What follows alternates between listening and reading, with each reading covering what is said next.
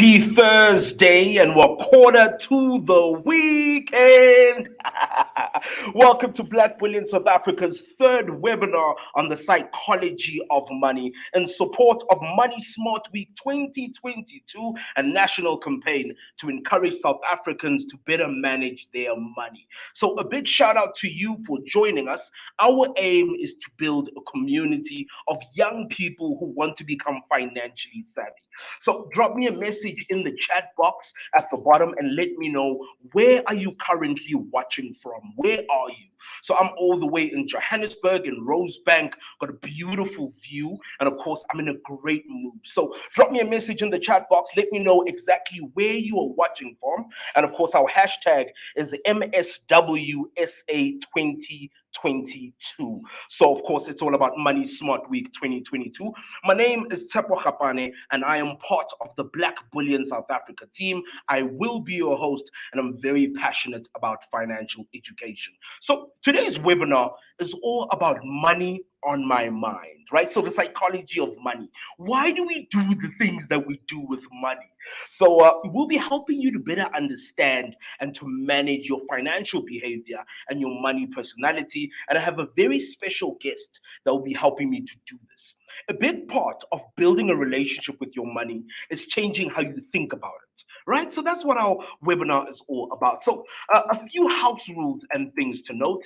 Please use the chat box to ask questions, to interact with me, other attendees, and of course, members of the Black Billion SA team. That's Scott, Ronald, and Duncan. And during this webinar, we will have a poll, we'll give away 5 Mr. Delivery vouchers, and we'll have some interesting money-related questions. And of course, the webinar is being recorded. So we're gonna have some fun around the psychology of your moolah, understanding your money a little bit better. So what's on our menu today? So firstly, we'll be rewinding back to the 5 different money personalities. We'll talk a bit about the importance of having financial goals. We'll talk about how to build financial habits. We'll help you to better deal with financial pressure.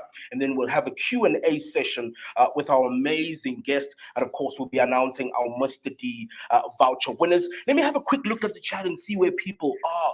All right, so Yolande says, I'm out in Cape Town. It's quite windy, loving the energy. Hello, hello. Polisa says, hello, all the way from Cape Town. Lots of people from Cape Town. Time Toe says, I'm out in Hartbees. It's absolutely beautiful near the water. Dave says, I'm also out in Harties. So we've got people out in Harties, we've got people out in Cape Town, in Polokwane, in different parts of the country, joining us for our webinar. Absolutely exciting times. So I did mention earlier on that you could win some goodies, right? So you could win some lunch on us. This is what you've got to do to win some of those Mr. D vouchers. You need to engage with us in the chat box. You need to follow us on social media. And of course, you need to ask questions and comment. And then right at the end of the webinar, we will have a survey that we will share with you. All you need to do is complete that survey honestly, and you could win a Mr. D voucher. So 1 voucher for the most engagement in the chat box, 1 voucher for somebody that follows us on social media, as you can see all of our handles, and of course 1 voucher for the best question or comment, and then 2 vouchers to 2 people who managed to complete that being our survey. And of course, on social media, on Twitter, it's at Black Bullion SA. We've got a Facebook page. You can find us on LinkedIn. And of course, we're now on the gram at Black Bullion SA. And of course, if you like to type, drop us an email, blackbullion@wafunda.com. So I did mention earlier on that we've got an amazing guest.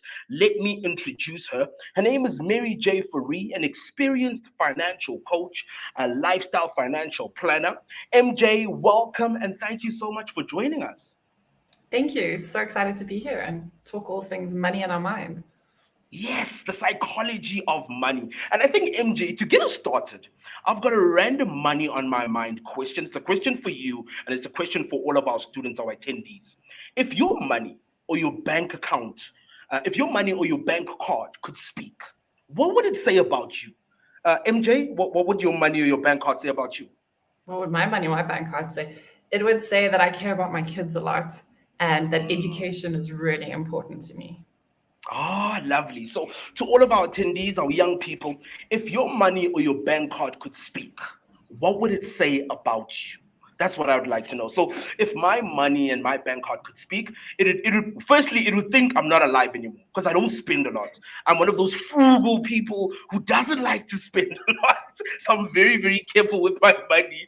But I'd like to know from some of our attendees if your money or your bank card could speak, what would it say about you? So just drop us a message in the chat box. Keen to hear from you. Lissetti says it would wonder why on earth do I spend so much, particularly on clothes. Hashtag Sheen. So that's an individual that likes to spend quite a lot.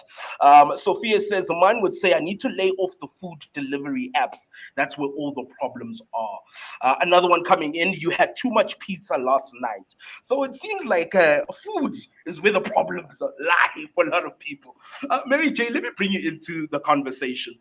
Mary, a lot of us know and are aware that saving, investing, managing your debt, your credit is really important. Despite this, a lot of us mismanage money. What are the causes of this? Sometimes it's as simple as we don't think about the fact that we do have choices and we can make different choices. We don't have to have the best of everything. We don't have to have things right now and use credit to buy them. We can save and get them later. Catching on to the food story, we could plan our meals and spend a little bit less on convenience. Other times, though, there are deeper psychological factors at play. And just knowing that we should save, invest, or limit our exposure to credit is not enough. And that's where we need to get curious about how do we think and feel about money, because that's what's unconsciously influencing our choices. Yeah, I agree with you. And Mary, we're often told that never mix emotions with money, right? So, when it comes to money, don't be impulsive, don't be emotional. Is mixing money and emotions always a bad thing? We are emotional beings by nature, so it's going to happen anyway. We're hardwired to make decisions using our emotions, even when we think we're being the most rational people that we can be. So, yes, it can trip us up, but it's also really powerful because emotions can help connect us to what we value and what's important to us. And that can drive us towards, using our money in helpful ways, spending our money in support of things, experiences, and people that we value. Yeah, and I think that's really what the webinar is all about. It's about controlling your emotions, your behavior, the way you think, the way you feel about money, so that you can better manage it. And really, that's what today's webinar is all about. So, MJ, there's this book that I've started reading by Morgan Housel, and there's this great quote from the book that says, how you behave is often more important than what you know when it comes to money. It's so simple but so important. So how you behave is often more important than what you know when it comes to money. Is this quote right? What is your sense and feeling on it? Yeah, in my world, 100% the truth. Managing our money is more than just knowing what to do, because we can have all the knowledge in the world, but nothing changes in our lives unless we turn that knowledge into action. And it's our behavior, which is the action that takes that knowledge, takes our thoughts, takes our feelings, and turns it into reality. It's all about the behavior. So, during the course of this webinar, we'll talk a bit about money personalities. We're not going to be judging anybody, but we do want you to be a little bit honest. So, drop us a message in the comments. As I said, there is a Mr. D voucher on the line for somebody that interacts with us quite a lot, asks all the right questions, and of course, comments as well. Now, a big part of the psychology of money is understanding your money personality, which influences your financial behavior and your decision making. So I think what's really important is we almost need to go back in time and rewind back, decode some of the money personality. So, your childhood, your environment, your friends, your family, and your lifelong exposure to financial matters, they all contribute to shaping your money personality, right? And your money personality influences how you feel about money, how you manage money, the habits that you build around finances, how you interact with your partner, your family, your friends, when it comes to finances. And of course, your money personality also has an impact on your relationship with money. And what's really important to remember is that the first step to building a positive relationship with your money is identifying and then understanding your money personality, right? So, most of us, as we go through the five money personalities,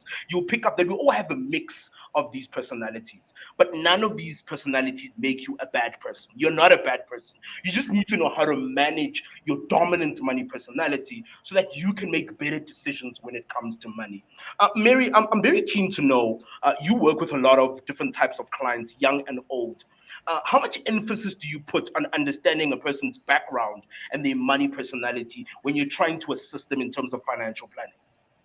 For us, it's the first and most important conversation we have. Like, it's foundational to any kind of planning and advice or coaching we might give our clients. But it's also an ongoing conversation. You don't just do it once and it's done. It's something you come back to and you talk about throughout the journey. It's an exploration and a journey of discovery. Yeah, and that's exactly what money is about. It's a journey. You will learn, you will make mistakes, you will succeed in some aspects. Some things might confuse and dribble you, but it's all about staying consistent in that journey. So, in terms of money personalities, this is what you need to know. There are five different money personalities. We will go through them and we'll go through the strengths and the weaknesses of each of these money personalities. And what's really important is you need to understand your personality. You need to be able to manage it so that it's not detrimental to your financial journey and your goals. And our financial planner, MJ, will give us the best approach to saving, investing, and managing your money based on your personality, right? So if you're a spender, what should you be doing with your money? So it's time for us to decode some of these money personalities. Mary, are you ready for these personalities? I'm ready. Let's go. Oh, yes. So here we go. So the first money personality, we named him Anwar. If you are Anwar, we're not saying it's you. We just needed a name that's really nice. So Anwar is the saver, right? This is our first money personality. This is referred to as the penny pincher, the wacky Wednesday person, the person that likes the 2 for 1 special. This is the saver, Anwar. They carefully assess the value of a purchase before they spend money. So they're very careful, right? They want to look for value and they take pride in finding a bargain and saving as much money as they can. So that's Anwar the saver. Mary, in terms of having this type of money personality, what are the potential strengths and weaknesses of this personality? I think it's definitely a strength to be able to spot a good deal. However, a challenge might be, do you ever miss out on living and just enjoying life because you're so focused on saving every little bit? Um, Mm. And I think also what I've also noticed is sometimes a saver will buy something because it's really cheap, but then they're compromising on quality. So you end up having to buy this item three, four, 5 times because you were trying to save, but now you're spending even more money. So I think that's the one thing that I've picked up with savers. Another thing that I was thinking about, Mary, when I was thinking about a saver, is it ever a bad thing to save too much? Like all you do is save. Is that ever a bad thing? I'm curious too, like, am I just saving on good deals? Because what can also happen is I buy lots of good deals and I buy in bulk because it's a good deal, but I'm not actually saving money. I'm not investing. I'm not saving. I'm still purchasing. I'm just stretching my money a little bit further in a month. And is this actually something I need? Because you're not saving money if you're buying something that you don't actually need. That makes sense. I see Michael Moore on our chats saying Anwar equals me currently. So Michael is an extreme saver, penny pincher, looks for all types of deals and bargains. So Mary, if you do have this type of personality, you're a saver. I think saving is a really great thing, right? How should you then be approaching investing and budgeting? How do you then approach your money if you are a saver? So my first question would be, are you saving and investing, as in not saving money on what you're spending, but actually putting money aside towards your future dreams and goals? Also think about how much energy and time you're putting into looking for these deals. That you're not just saving on what you spend, that you can save yourself time even, by being more intentional, by putting money aside for the future as well. So not just saving, but having goals and moving your savings into investments and thinking about other things. Because I think you're very right. You could save and save and save, but you're not actually building some wealth. So perhaps you can save for an emergency fund, but then once that's done and you've paid off some of your debt, then you move your mentality from saving to investing. And then I think it definitely makes sense. But yeah, if you are an Anwar a saver, let us know in the chat. I know Michael Moore definitely is one. Are you a saver? saver. We'd like to know from you whether it's saving goods on buying stuff or whether it's saving in your bank account. Are you a saver? And of course, Mary was just guiding us on what we need to think about and what we should be doing if we have that type of money personality. As I mentioned, I'm obsessed with Morgan Housel's book, and this is another one that caught my eye in terms of quotes. Saving is the gap between your ego and your income. Powerful, powerful Powerful. words. I want to let that one sink. Saving is the gap between your ego and your income. So, Mary, let's move on to our second money personality. This one we named Michelle, right? So, Michelle is the spender. This individual enjoys spending money for their own benefit, for the benefit of others. And, their thinking is that life is meant to be enjoyed. We should have fun. We should live in the present moment. And instant gratification is what they seek. So, Mary, in terms of the strengths and the weaknesses of having this type of money personality? Yeah, this is one of the more obvious money personalities, isn't it? It's easier to spot a spender. As I mentioned before, spending on things, experiences, and people that add meaning and joy to your life is a great thing. So there's a strength. However, you've also got to think about taking care of your own longer term needs and creating financial security so that you don't need to later depend on those people to take care of you one day. I actually know somebody that is a big spender, and I remember the one time I was asking about it, and they said to me, "Yeah, but financial planners always say pay yourself first." So this is me paying myself, but basically taking myself out. What does this phrase "paying yourself" actually mean? Yeah, it's a term we use to talk about planning for your longer term needs. Again, it's not that you don't take care of yourself in the moment and spend for your own benefit now, but it's that you pay your future self. You set aside money by saving or investing towards spending in the future. That definitely makes sense. So, if you are a spender in the chat box, do let us know. We are not judging, and as I mentioned, having one of these personalities or a mix doesn't make you a bad person. You just need to know how to manage it, right? So, for the spenders, MJ, how should somebody that has this type of money personality better manage themselves? And what should their approach be to saving, investing, and budgeting so that their behavior is not detrimental to their financial journey? As I said, you don't have to choose between spending and saving or investing. You can do all of them. So we're not saying that you can't have the things that you want now or the experiences you want now. But start with finding out how much you need to save and invest for the future, and then work your way backwards. Work it into your spending plan whilst allowing yourself an allocation to spend on the things, experiences, and people that are important to you as well. So it's taking it all the way back to this idea of budget, right? So you know how much is coming in, how much is going out, and within your budget, you find a place for spending, right? But it's after you've covered all the important things, you've put some money away for your emergency fund, you've paid off all your debts, all the important things are covered, and then you try and find a space to be a spender. Because I don't think it's a bad thing to spend. The problem becomes when you overspend and you're now using a credit card or using money meant for accommodation, and now you're spending it on going out. I think that's where the issue comes in. So I think you definitely make sense with Balance. that one. It's all about the balance, right? So Wendy says, I'll be very honest, I am currently a spender. So Wendy being honest, I think we all have an element of being spenders, right?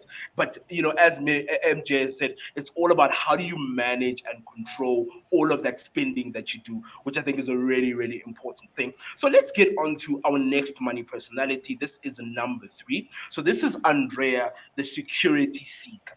Right. So this is someone that is very cautious when it comes to money, right? So they've got a cautious risk profile and they make calculated decisions, after doing some research. So they never just make a financial decision. They wait, they do research, they believe in planning, right? And this one sounds like a good one. But I'm curious to know from MJ, are there any strengths and weaknesses to having this type of personality where you're very, very cautious with money? Yeah. And full disclosure, this is me. So it's a strength to slow down your spending and to not rush decisions. However, how much time do you spend trying to make a decision that could be spent in more meaningful ways?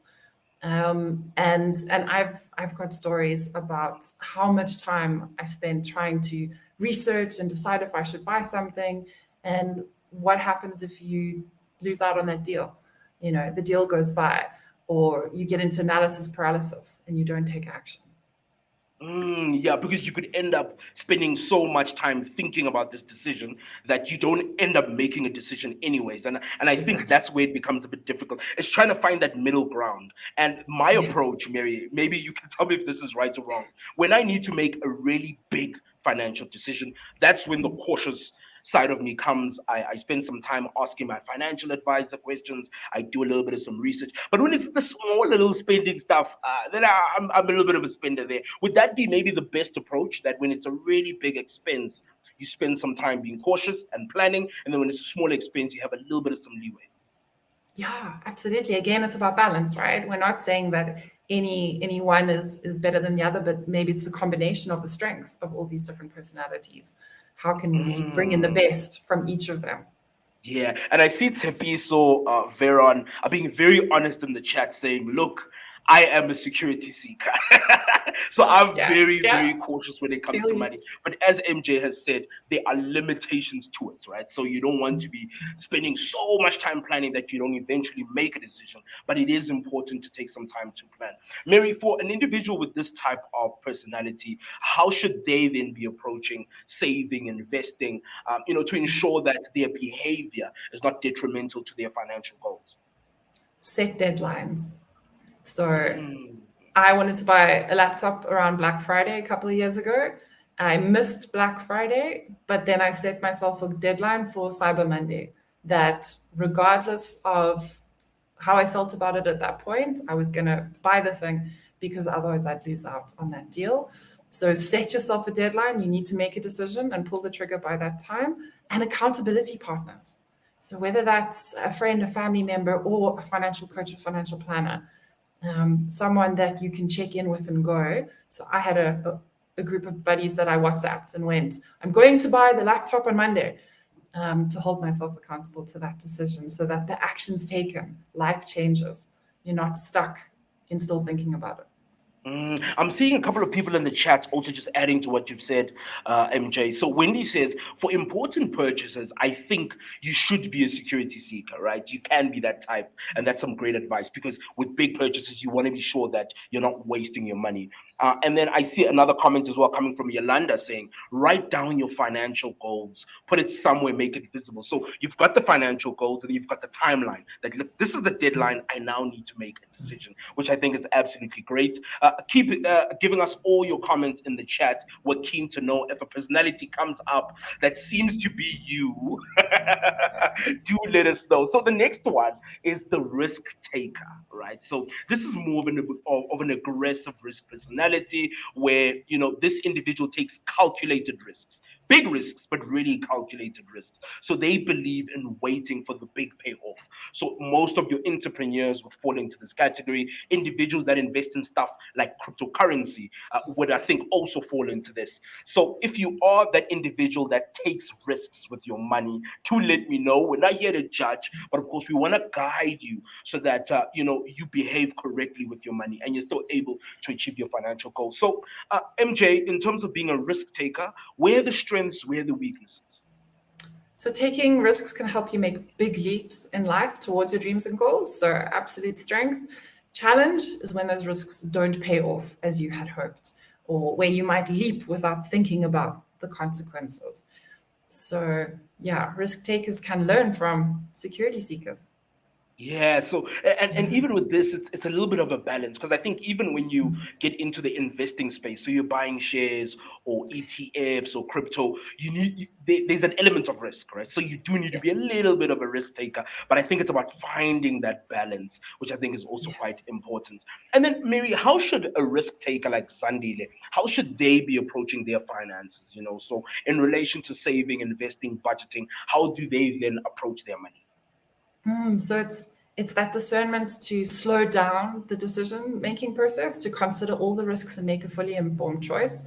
So I think when it comes to saving and investing, that's really important. But again, don't slow down so much that you don't make a choice and you start. Always just get started. Um, and it can seem boring saving and investing to a risk taker because it's quite a slow process, saving and investing. So you might need to dig deep and create strategies to fulfill your desire for the rush that you get from taking risks in other areas of your life, whilst your investments do the work that they can do for you over time. So Yeah, again, that's such an finding that interesting one. balance.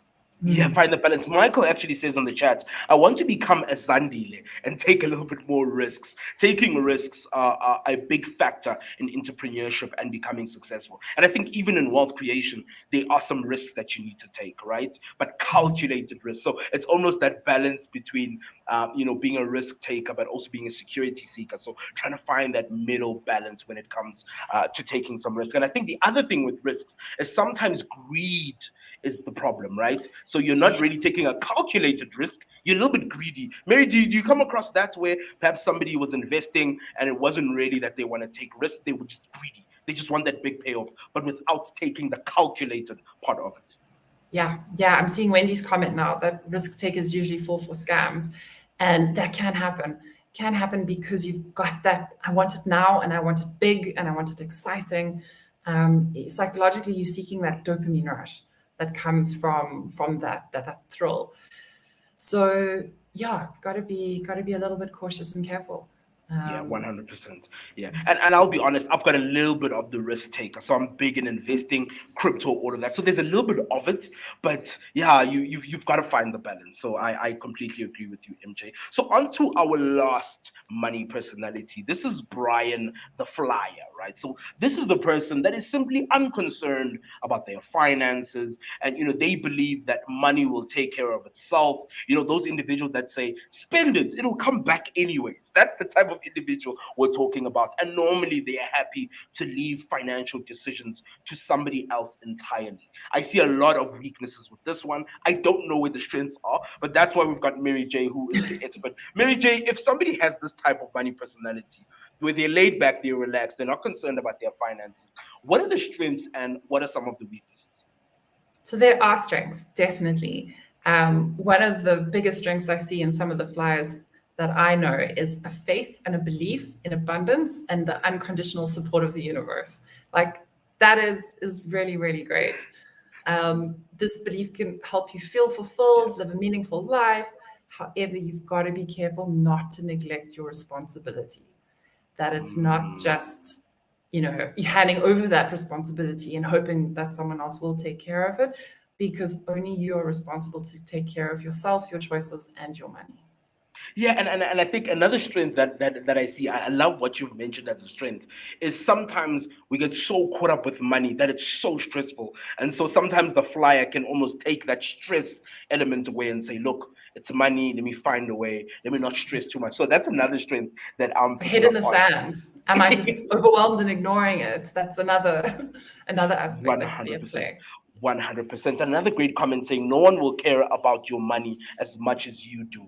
And when you do, it's usually towards the end when you haven't saved up for retirement and now you're wondering what could you have done differently, when this is the time to make positive decisions regarding your money. So MJ, in terms of being a flyer, those that are and are willing to share, please do drop your messages in the chat box. We will not judge. How should you then be approaching your money, right? How do you invest, save, if you have this type of personality where you're unconcerned about finances? Mm. For me, it feels like a lack of motivational connection to what would be important about caring about my money. So, sort of my advice would be start with thinking about what is important to you. What do you value? What dreams and goals do you have to help you find that motivation to think a little bit more intentionally about your money, and how you want to make, spend, keep, and grow your money so that it's a supportive factor. It helps you live the kind of life you want to live, helps you get to where you want to go now and in the future. Yeah, that's such a beautiful way that you put it. And once again, like I mentioned earlier on, my sense is that we all have a mix of these various personalities, but there is a dominant one, and it's the dominant one that you need to manage as best as you can so that you behave in an appropriate way. So thank you guys so much for all your comments. I see Geraldine says, wish I could be a Brian sometimes and believe in the powers that be. Unfortunately, I am a super Anwar, super in capital letters. Oh man, I absolutely love this. So it seems like quite a lot of people are agreeing that they all have this mix of various personalities, and really it's all about trying to then balance them. And one thing that's been coming up, Mary, in particularly the comments, is this idea of financial goals, right? So having something tangible, something on the wall, right? And if you want to take control of your money and create a more financially secure life, you need to have some financial goals. I think it's really, really important. Mary, I'm keen to know from you, why are financial goals so important in relation to money, emotions, and behavior? Yeah, I think we've touched on quite a bit already, but there's that wise person who said, if you don't plan your life, someone else will. And it's the same with your money. And if you don't have goals that you're emotionally connected to, that means something to you, then it's much harder to create plans. It's much harder to think about, what do I want in the future, or who is this future self? There's research that shows that we see our older selves as somebody else. They're a stranger. We can't imagine who we are in 20 years from now. It's hard to even imagine who I'm going to be in 6 months from now. So the more emotion we can bring into our goal setting and planning, the easier it is to stay motivated, especially when times are tough, to stick to those goals and to stick with the behavior changes that we probably need to make. Yeah, I absolutely love that. Looking through some of the comments, I see people have all types of jokes about why wasn't Brian invited to the Dupont also answering, it would have been nice to get perspectives from Brian. We know he doesn't care, but he should have at least just showed face somewhere in the webinar.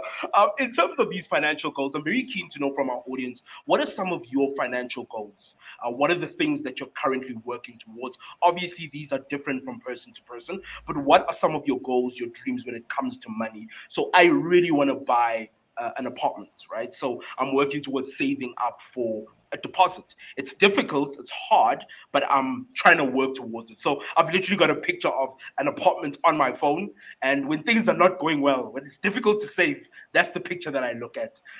MJ, do you have any personal financial goals that you're currently working on? I do. I do. I have businesses that I'm really passionate about, and I want to make a ton of money so that I can grow and I can help more people. I think it's one of the hardest things to do, to say, I want money. And a lot of us are scared to say that. But money is a support. It can help us do incredible things, be change makers in the world. So my financial goals include having a lot of money, because the more I have, the more that can flow into changing other people's lives. Yeah, 100%. I'm seeing another comment that says financial goals equals financial roadmap. Absolutely love that. And I see somebody else saying, purchasing property and settling your bond is one of the goals that I currently have, which I think is really, really nice. And of course, I think Wendy's saying, I would like to learn more about setting these financial goals. And I think it's all about, what do you want? And is it reflected in the way that you save, that you invest, that you budget? So if your aim is, to pay off all your debt, is that reflected in the way that you're saving? Is that reflected in the way that you're budgeting? So what do you want to achieve, and is it reflected in the way that you behave with your money? That's a simple way to put it for you. So that's us sharing a little bit of our financial goals. We'd like to hear from you. Drop us a message in the chat. What are you currently working towards? What are some of your financial goals? And as I said, financial goals require action. And when we talk about action, we then talk about habits and behavior. And different financial goals require different strategies. So that's another really important thing that you also need to keep in the back of your mind. And here's another quote that I found really, really interesting from MX Alexander, who says, people do not decide their futures. They decide their habits, and their habits decide their futures. So this idea that habits are extremely important, right? Really, really important. Michael here in the chat says, I'm currently 17. Shout out to you. I wish I was 17 on a webinar like this. 17, I was not, I was Brian at 17. So big up to Michael saying, I'm currently 17. So my High goal five. right now is to buy my first car and have enough capital to start my first business. Shout out to you, Michael. Shout out to you for sharing Very those cool. goals. Absolutely love it. 17 years old. I wish at 17 I was making better decisions. I'm so super jealous I think another really important thing, MJ, when we talk about the psychology of money and having financial goals, is building financial habits, right? I think that's really, really key. And this is where, MJ, I want to hear more about some of the clients that you've dealt with when it comes to financial habits, right? What are some of the bad habits, the bad financial habits that you tend to see when you're trying to help some of your clients? There's all sorts. We all have bad habits. And again, it's okay. It's about becoming aware of them because once we spot them, we can do something about them. So I've seen things like the living on the hopes, wishes, and prayers, and then not making the plans or taking the actions necessary to turn them into reality. So coming back to our flyers, not having an emergency fund or an irregular expenses fund, and then either struggling with debt when you need more money for such things, or dipping into longer term investments and tripping your future self up, not investing time and money into your relationship with money. There's some truth in the saying that it takes money to make money. So investing in your own financial education or working with a professional or coach. Um, what else? Keeping a budget in your head and not writing it down. Um, that is a bad habit. Like write it down, get it out your head. It relieves some of the mental stress and it makes you confront the reality too. Um, Budgeting only for debit orders and big monthly expenses, but not planning how to spend the leftover.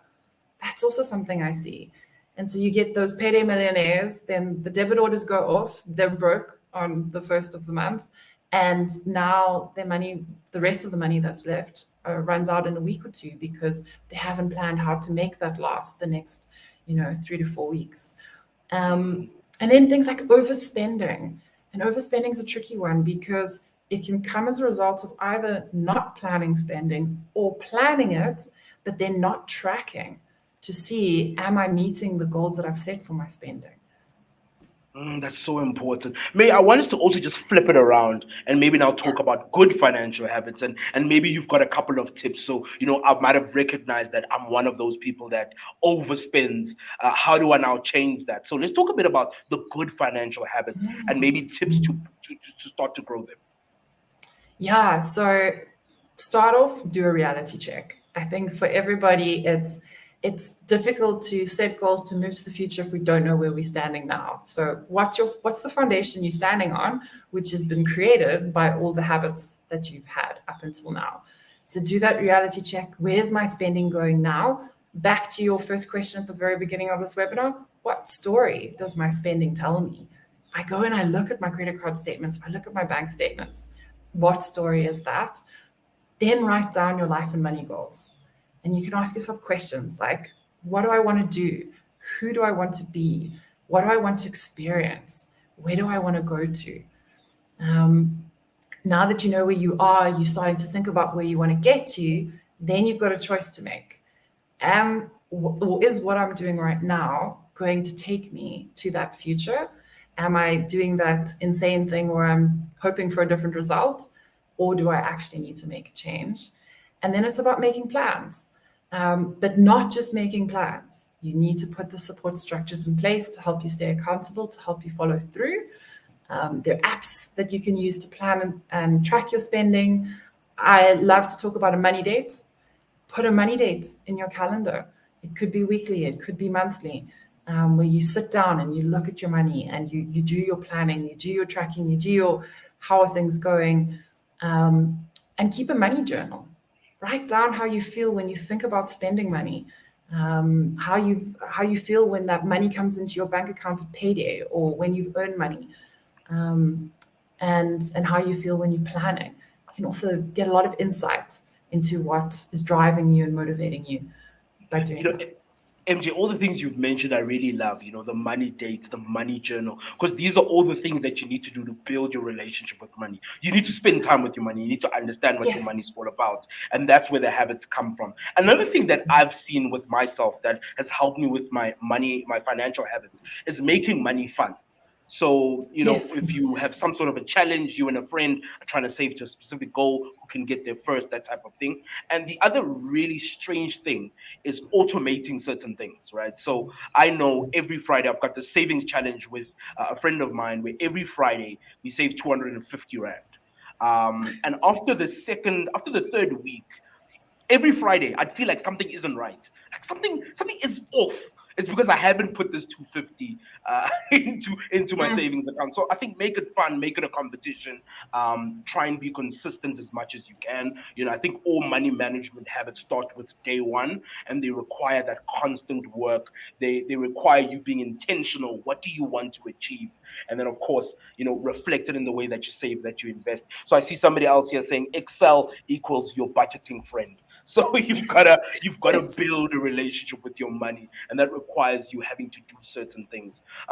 MJ, another thing that I know a lot of young people struggle with.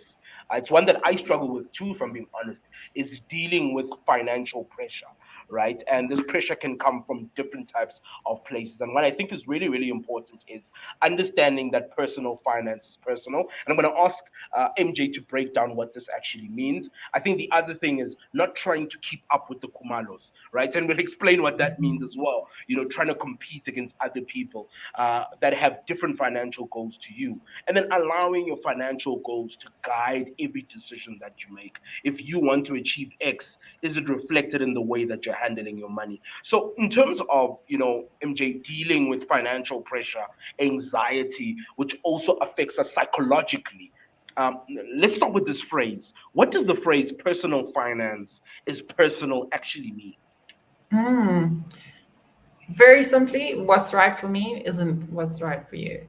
I've got my dreams and goals. You've got your dreams and goals. We want to create lives and lifestyles that look different, um, and that speaks to where we want to live. Do we want to have a family? Do we want to get married? The kind of jobs and work that we want to do. What brings us joy, meaning, purpose. Therefore, the amount of money that I need to pay for my life now and into the future is a different amount of money to what you're going to need. So, making it personal means going, what do I want for me? And then putting that number, connecting the money number to that. How much is enough? How much is enough for me to pay for those things now and into the future? That makes so much sense. I see Wendy is already saying that the pressure is real, especially from social media, which encourages a lot of spending. And that's taking me into my next question for you, MJ. I mean, what are some of the causes of financial pressure? I mean, when you're talking to people at a webinar, at an event, you're talking to clients, and they say, I'm under financial pressure. What's the cause of some of this pressure?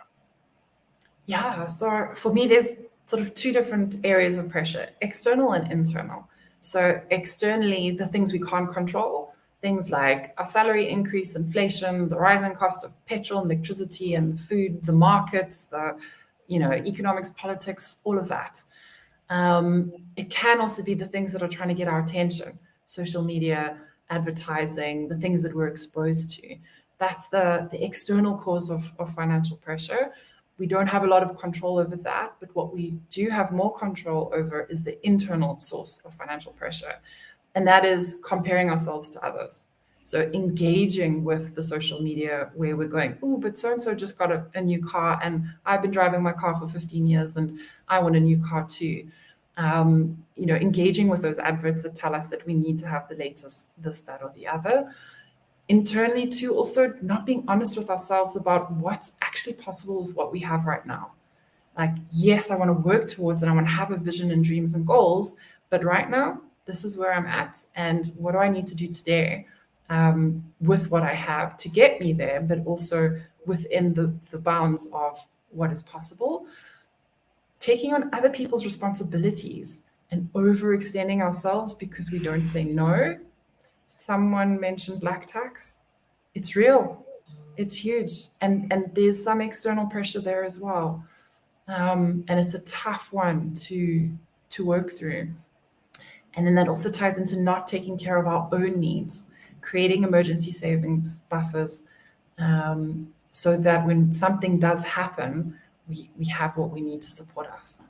Yeah, and I see Yolanda is the one that's actually talking about black tax, saying it's killing young people. They must set a limit on what goes to the family. So, there's so many, and I think you simplified by saying, there's some internal pressures, things that you need to figure out, and then there's some things outside of of you that you cannot figure out. That's where you need to be a little bit of a Brian and say, look, this is beyond my control. I know I'm doing the best I can, but let me control what I can control, which I think is really important. MJ, any other tips in terms of how do we then manage and deal with some of this financial pressure and anxiety? I mean, if you do have access perhaps to a professional, a psychologist, a therapist, I think that's one option, but a lot of us don't have access to that. So what are the small things that we could do to try and alleviate some of that?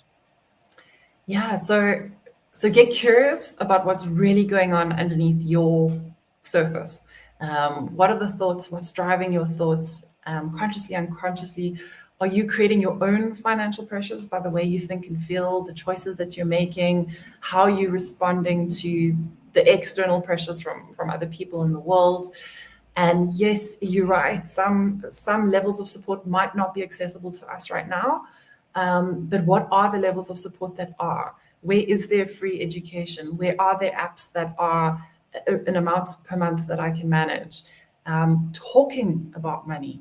For me, that's one of the very first and most important things we can do is to allow ourselves to talk about money with our colleagues, our peers, our friends, obviously the ones we feel safe with and comfortable with, and looking for mentors, people we can learn from, people that have some wisdom and life experience that they can share.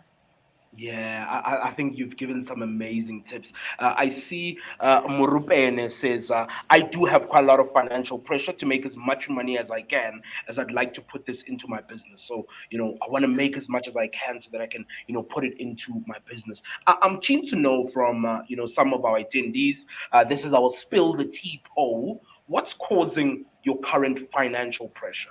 Right? What's causing your current financial pressure? Is it friends and family? Is it social media and Instagram? Is it not having enough money? Perhaps it's all of the above. I think the social media one is a really, really interesting one, MJ, because I think it touches on financial goals and understanding that finance is personal. So I know social media is a big one. So keen to know from some of our attendees, A, B, C, or D, what's causing your current financial pressure? Is it friends and family? Are they putting a little bit of pressure on you? Is it social media and stuff like Instagram? Is it not having enough money? Or perhaps it's a mix of all of these things that are causing you quite a lot in terms of financial pressure. We'd love to know from you guys.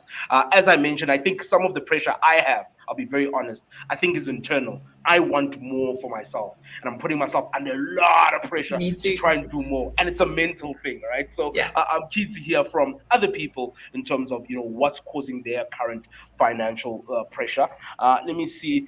Katleho here says it's definitely friends, family, and social media. So seeing people buying certain things, certain clothes, going on certain types of holidays, and that seems to be causing quite a lot of pressure for a lot of people. So social media seems to be the one that a lot of people are finding difficult to try to navigate. So let us know what is currently causing some of your financial pressure. We'll have a look in terms of our chat. Keen to know what is happening in your life at the moment. And of course, that also brings us through into our Q&A.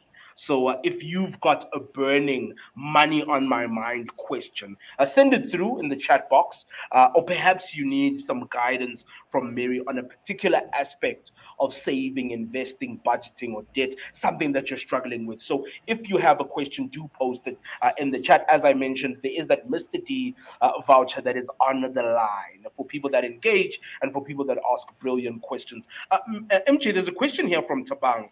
And it's Mhm. around emergency funds. And Tabang says having an emergency fund sounds like a good way to alleviate financial anxiety. So having the safety net if something goes wrong. My question is this: where should I put my emergency savings? Should it be a regular savings account? Should it be a fixed deposit? And how big should this account be? Good questions. Glad you're thinking about it. Um, Start simple. Start by putting it in a savings pocket connected to your bank account, because one of the things you're going to want is that there's an emergency and you can access that money. Um, the how much to have there, the rules of thumb are anything from 3 to 6 months worth of your monthly expenses. And what you could do is you could, as you build that up, maybe set your first target to put 3 months, in that savings pocket. And then once you reach 4 or 5 months, scoop up some of that money and then fix it for a longer period so that you can benefit from extra interest on that additional amount. And you know that you will have access to that after a period of time. So you can kind of stagger it. That just start, and your savings pockets attached to your bank account is the best place to begin. Yeah, your bank account's the best place. Some brilliant questions coming in, particularly questions around financial pressure and anxiety. And I think an emergency fund is a great way to almost have insurance against things that may go wrong, and just have it in your savings account. In terms of that poll that we ran earlier on about financial pressure, 50% of people are saying friends and family are causing them financial pressure, which I think is a little bit sad, that the people you care about, the people that you love, are putting so much pressure on you. And then 25% of people said not having enough money is causing my financial pressure. And then we had the other people, the 25% saying all of the above. So social media, family, friends, not having enough money, that's also causing me quite a lot of pressure, which I think is it's quite sad. But hopefully we're giving you some great advice in terms of how to try to deal with that. Another question that's coming from Liana is around investing. How much do I need to start investing? It's a really interesting one. MJ, what are your thoughts in terms of if I want to start investing, how much do I need to start? So there are a couple of different ways one can approach this. It depends where you're wanting to invest. Different platforms have different minimum requirements. I know several, of some platforms which have low requirements, as little as 50 Rand. And then there's some platforms where you need to have about 1,000 Rand a month. How much is again dependent on how it fits into your spending plan, into your budgeting. And again, have you got those emergency buffers as well? Because investing, you're wanting for a longer time period than something might go wrong in the next 6 months, and I need to be able to access that money. So it takes some planning, and might be helpful to speak with a financial planner to get more support. Yeah, and I think the beauty of living in 2022 is you no longer need a lot of money to start. I mean, you could start with as little as 5 Rand to start investing. But I think even before you think of investing, get your budget in order, get your savings in order, build your emergency fund, start paying off some of your debts. And once you get to that place, I think that's a great time for you to start shifting your thinking within the investment space, which I think is a great one. Another question that I found was quite interesting. I'm looking for it. Comes from Yolanda. This is a really interesting one. Can you teach a child good money habits when their family doesn't have any? It's a really interesting one. So I guess this is one of, if your broader family has horrible financial habits, how do you adopt good financial habits? Such a great question.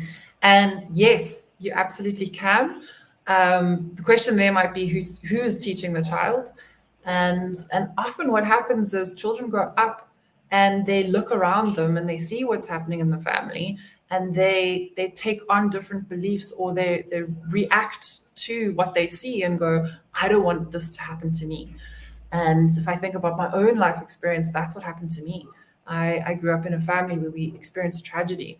My father died, there was no life insurance, and my mom was left to look after two little kids on a minimal salary. So I responded or reacted to that by going, I need to figure out how money works. But yes, you can definitely talking. Stories are a brilliant way as well, to teach children and teach people about money. Yeah, definitely. Another interesting one coming from Mo, who says, what's the best way to build your credit score, particularly if you're very young, say you're 16, 17, 18? What's the best way to build your credit score? So debt is how you build your credit score, but how can you do this wisely? I think one of the simplest ways could be getting a clothing account. You do get these 6-month interest-free accounts where you're not going to be taking on interest to buy something, and where you could purchase it and you could pay it immediately in full, but use the mechanism of having an account open that builds up that credit record, because it's going to show that you made the payment and you met the financial behavior that credit providers are looking for. what you need to be very careful of is looking and seeing, does it tempt you into spending more than you have and can pay immediately? Because sometimes it's not serving us to go that route. Um, Trying to think other ways to build credit score. And I think things like your contracts, cell phone contracts, I think also positively impact your credit score. It doesn't have to be a huge contract. You can get small ones. You can get those ones where you can top it up as well. So if you do something with a conscious intention within your means, it can help you build something like a credit score as well. Yeah, there's so many questions coming in. Another one coming from Lerato saying, "Please help me. Shein is my big problem," and of course, Shein is the fashion outlet Online online. And shopping. saying, I'm an impulsive person when it comes to money, particularly when it comes to clothes. Please help." So, what advice, Mary, do you have for people that are very impulsive when it comes to their money? What could they do to try to change that habit? So, what is it about the process of looking for clothes, of putting them into the basket? What is it about that process that fulfills you, that makes you feel good? Even before that, what makes you go and decide you want to buy something? Get curious about what's going on underneath. Some people discover that it's when they're feeling emotional and sad that they go online to buy clothes to make themselves feel better. And if you can then go, well, is there something else I could do to make me feel better that could help you pull back a bit? Other tips I've got from people that have worked with this challenge have been, they've discovered they enjoy the process of browsing, the creativity of looking at what clothing is out there and then filling the basket, but they don't purchase it straight away. They give themselves a timeline and they go, okay, I'm going to come back in 3 days. And if I still want what's in the basket, then I'll buy it. And most of them find that once that initial emotional desire has worn off, they actually don't buy everything that's in the basket, but they still get to enjoy that creativity of exploring and dreaming and just imagining the outfits they could put together without negatively impacting their spending plan. One last question that's just come in, MJ, is when is it the right time to see a financial planner or a financial advisor? At what point? Is it when I'm rich? Is it when I'm in trouble? When is it a good time to bring in somebody else to sort of help you manage your money? When you're about to get that first paycheck, if you start, the sooner you start, the better the foundation that you're going to build moving forward. So don't wait until you're in trouble. Don't wait until you're overwhelmed. You don't have to have a lot of money. You get financial planners and advisors that will see people who haven't got money yet, that they might charge you a fee, a small, they might invoice you directly. You don't have to have an investment, for example, to see them, but it's never too early. It's a gift to give yourself to start planning and start thinking about it. I remember working with a fourth year student before she knew she was going to get her first salary in the January, and in the November, we were busy putting all the things in place. And she has gone very far in life because she, from the very, very beginning, allocated money to investing short, medium, long term retirement, um, and then built her lifestyle around those plans. Oh man, that's beautiful. MJ, thank you so much for all this insightful information, for sharing some of the things that work with some of your clients, and of course, for helping us to better understand the psychology of money. The thing that I learned is you really need to know who you are, and the things that you really want to achieve need to be reflected in your money. How are you saving? How are you investing? How are you budgeting in line with the things that you want to achieve, which I think is really, really important. MJ, thank you so much for sharing all of your insights. And now it's on to the survey and some prize winners, right? So we'll be sharing a survey link with you in the chat. Please click it. Please go through it. Be honest. We would like to know more about you. We've shared that link in the chat. And two people will win $100 Mr. D voucher. We'll announce those winners after the webinar's done. We'll drop you an email in terms of that. But we are going to give away three vouchers right now. So one to somebody that was most engaging in the chat box, one for somebody that followed us on social media, and another for the best question, and of course for the best comment. So in terms of some of our winners, In terms of most engagements, this one goes to Michael Moore. Big shout out to you, Michael. I think Michael is the 17-year-old. My, lucky you. In terms of social media following us, Poloso Fatiela, you have got yourself $100 Mr. D voucher. So lunch is on us. And one of the best questions that came out of today's session came from Yolandi Carter. Thank you so much to our three winners for engaging with us. And of course, if you didn't win, don't be sad. You still have an opportunity with the survey. So click the survey link, answer it, and you could win yourself that voucher. That is worth $100. And that brings us to the end of our webinar, the third webinar under the Black Bullion South Africa banner around the psychology of money. And of course, in support of Money Smart Week 2022, a big and massive shout out to you for joining us. Thank you so much to Mary J Fourie, for sharing her amazing insights around money and psychology and behavior and all the things that you need to do better. And of course, a big shout out to the Black Bullion South Africa team in the background. Happy Thursday. Thank you so much for joining us. And of course, there will be more in terms of engagements on social media. We are everywhere. And thank you guys so much for joining us. Enjoy the rest of your Thursday.